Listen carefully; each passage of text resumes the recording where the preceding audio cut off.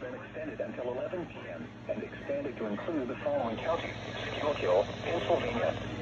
Remember, a severe thunderstorm watch means the conditions are favorable for the development of severe weather, including large hail and damaging winds in and close to the watch area.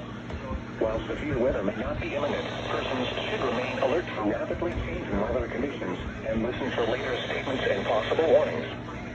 Stay tuned to NOAA Weather Radio, commercial radio and television outlets, or internet sources for the latest severe weather information. Repeating, the severe thunderstorm watch number 372 has been extended until 11 p.m. and expanded to include the following counties: Schuylkill, Pennsylvania.